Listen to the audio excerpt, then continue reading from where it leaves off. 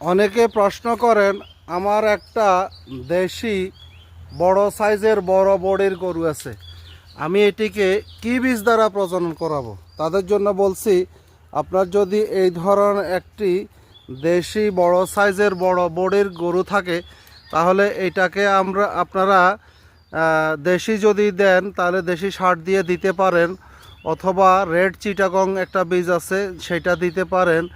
এছাড়াও আপনারা সাইওয়াল ক্রস অথবা 100 বীজ দিতে পারেন। এছাড়া সবচাইতে ভালো হয় আপনারা হলস্টেইন ফ্রিজিয়ান ক্রস অথবা 100 সিমেন্ট দিতে পারেন।